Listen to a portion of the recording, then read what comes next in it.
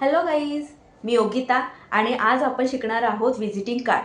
तर ते कशासाठी लागतं तर ज्यांचा बिझनेस असतो कोणताही छोटा मोठा असला तरीही त्यांना व्हिजिटिंग कार्ड तर लागतंच. तर ते कसं बनवायचं ते आपण ह्या व्हिडिओमधून शिकणार आहोत.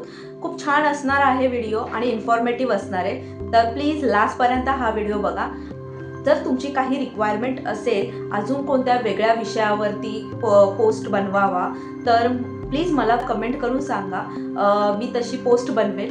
आणि मी हा बिझनेस चालू केलेला आहे तर मी सोशल मीडिया पोस्ट किंवा व्हिजिटिंग कार्ड ब्रोशर वगैरे सर्व बनवते. तुमची काही रिक्वायरमेंट असेल तर मी डिस्क्रिप्शनमध्ये माझा नंबर आणि ईमेल ID टाकलेला आहे. तर तुम्ही मला डायरेक्ट कॉल करू शकता किंवा ईमेल करू शकता. तर रिझनेबल रेटमध्ये तुम्हाला हे मिळून जाईल.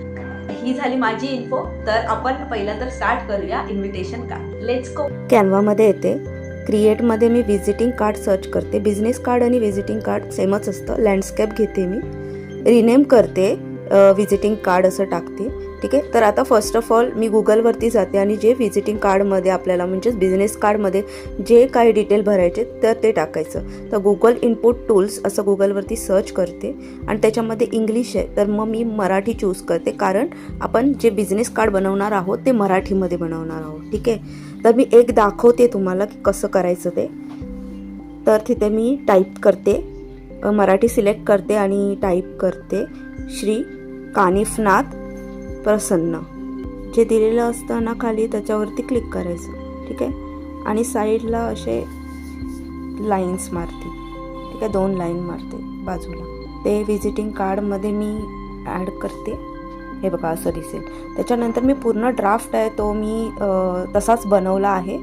तर ते जर दाखवायला गेली तर खूप मोठा लेंदी व्हिडिओ होईल, त्यामुळे मी शॉर्टकटमध्ये सांगते आता. ठीक आहे. तर एक एक प्लेस करायचं, तसं मी केलेलं आहे बघा. आणि एक लोगो पण घेते. हा मी लोगो बनवलेला आहे. जर तुम्हाला लोगो कसा बनवायचा ते मी पुढे शिकवेनच, पण तुमची जर इच्छा असेल तर मला कमेंट करा. तर मी आता पहिला तर लोगो घेते आणि त्याच्यावरती थोडं आपण काम करूया. म्हणजे ब्लॅक अँड व्हाईट नकोच आहे, थोडं आपण कलरफुल करूया त्याला. लोगोला आपण सेंटरमध्ये घेऊया. ठीक आहे. त्याच्यानंतर कलर चेंज करूया. आता शुभम रेफ्रिजरेशन असं आहे तर रेड कलर घेऊया.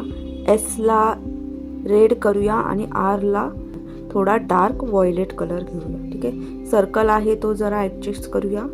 त्या सर्कल पण ब्लॅक आहे तर आपण ग्रेडियंट यूज करूया, म्हणजे रेड आणि जो व्हायलेट आपण घेतलेला आहे तसावाला. येस, छान दिसतोय ना. नंतर शुभम रेफ्रिजरेशन आहे ते जरा मोठं करूया, थोडं ॲडजस्ट करूया. त्याचा पण कलर मला वाटतं ग्रेडियंटच यूज करूया आपण. रेड आणि व्हायलेट जो आपला थीम आहे, आता जी थीम आहे त्याच्याप्रमाणेच जायचं, तर तेच घेते मी. छान दिसतंय बघा. ठीक आहे. आता एक वर्ड मी घेते, तो डिलीट करते पहिला लोगो, म्हणजे ते डिस्टर्ब नको व्हायला. ते खाली सेकंड पेजवरती मी सगळं घेतलेलं आहे. तर तिथेच फॉन्ट साईज असेल, त्याची स्टाईल असेल ते चेंज केलं तरी चालेल, किंवा असंही प्लेस केलं. आणि त्याच्यानंतर तसं तरी आपण लास्टला टचअप देतोच की काही चेंज करायचं असेल तर फॉन्ट स्टाईल वगैरे. तर पहिलं आपण पुट करून घेऊया. तर एक घेते मी. हे इलेक्ट्रॉनिकच्या शॉपसाठी मी बनवते बिझनेस कार्ड. तर त्याच्यामध्ये त्यांच्याकडे काय काय सर्विस उपलब्ध आहेत तर ते सगळं मी ॲड केलं आहे डिस्क्रिप्शनमध्ये खाली. ठीक आहे. ते जरा मिडलला घेते मी, ॲडजस्ट करते आणि मिडलला घेते. हे जे डेंजर झोन येतं ते म्हणजे व्हिजिटिंग कार्डची लाईन असते. तर मोस्ट प्रोबॅबली ती म्हणजे त्याच्या आतमध्ये जर तुमची डिझाईन असेल तर बेटरच आहे. त्याला जरा बोल्ड करते, त्या टेक्स्टला जे आपण डिस्क्रिप्शन दिलेलं आहे त्याला जरा बोल्ड करते. आता हे सर्विस उपलब्ध हे घेते मी. त्याचा जरा फॉन्ट स्टाईल आहे ती चेंज करते आणि ते प्लेस करते. तुम्हाला जी पाहिजे ती फॉन्ट स्टाईल तुम्ही घेऊ शकता. देवनागरी असं टाकायचं म्हणजे त्याच्यामध्ये मराठीचे फॉन्ट स्टाईल भेटतात. एक मी प्लेस करते. मी अशीच प्लेस करते, नंतर आपण ते थोडा ॲडजस्ट वगैरे करूया. हे सगळं एका साईडलाच घेते म्हणजे थोडी आयडिया येईल. त्याच्यानंतर मी एलिमेंटमध्ये एक स्क्वेअरवाला शेप घेते. तो त्या कार्डच्या हाफ साईडला प्लेस करते. एक व्हाईट कलरचा असेल आणि एक साईड असणारे आपली व्हायोलेट कलर. त्याच्यानंतर हे मी एक एलिमेंट घेतलेला आहे, तर तो मी रँडमली एक सर्च केलेला व्हिजिटिंग कार्ड मी रँडमली गो थ्रू केले, त्याच्यामध्ये मला हा भेटला, तर तो प्लेस करते. आणि त्याचे कॉर्नर्स आहेत तर ते पण घेते मी त्याच्यातूनच. तुम्ही डिझाईनमध्ये स्टाईल्स वगैरे कसे व्हिजिटिंग कार्ड्स आहेत तसे घेऊ शकता, त्याचे काही मिनिमल एलिमेंट्स असतात तर ते पण तुम्ही घेऊ शकता. तसंच मी हा घेतलेला आहे. पोझिशन त्याची बॅकवर्ड करते. त्याच्यानंतर मी एलिमेंटमध्ये कॉल आयकॉन सर्च करते, एक आयकॉन घेते. त्याच्यानंतर लोकेशन आयकॉन घेते मी. थोडं सर्च करायचं, ग्राफिकमध्ये तुम्हाला खूप सारे आयकॉन भेटतील, तर तुम्हाला जो पाहिजे तो घेऊ शकता. मला हा आवडला, हा घेते मी. ठीक आहे. त्याच्यानंतर मी ईमेल आयकॉन घेते. ग्राफिकमध्ये सगळं भेटून जाईल तुम्हाला जो आवडेल तो घ्या. थोडं स्क्रोल करायचं, मी हा घेते. ठीक आहे. प्लेस करते आणि थोडे त्याचे ॲडजस्टमेंट करायचं, थोडं झूम करायचं, म्हणजे तो ॲडजस्टमेंट क्लिअर दिसते, त्यांची अलाइनमेंट वगैरे क्लिअर करायची. त्याच्यानंतर मी एक टेक्स्ट घेते आणि त्याच्यामध्ये एक नंबर टाकते, फोन नंबर. ठीक आहे. आपल्याकडे 2 फोन नंबर आहे, तर ते 2 फोन नंबर टाकते मी. कॉलच्या आयकॉन बरोबर अलाइन करते. थोडं ॲडजस्ट करायचं, झूम केल्यावरती ते ॲडजस्टमेंट कळून येते आपल्याला. त्याच्यानंतर त्याची फॉन्ट स्टाईल आपण चेंज करूया. हां, ही छान वाटते, ही घेते मी. सेम टेक्स्ट मी कॉपी पेस्ट करते आणि त्याच्यामध्ये त्याचा ईमेल ID टाकते. जे रिक्वायरमेंट असतं ते सर्व ॲड करायचं व्हिजिटिंग कार्डमध्ये. सेम टेक्स्ट घेते आणि त्याच्यामध्ये ॲड्रेस टाकते. आता मी थोडं ॲडजस्ट करते, थोडं आपले जे टेक्स्ट आहेत तर ते कुठे कुठे प्लेस करायचं आहे तर ते बघते आणि त्याची फॉन्ट स्टाईल चेंज करते. फटाफट करते मी. देवनागरी असं टाकलं ना टेक्स्टमध्ये तर खूप सारे ऑप्शन्स भेटतात. हे सगळे मराठीसाठी, हिंदीसाठी खूप बेटर आहेत. ठीक आहे. तर तुम्ही पण तसंच करा.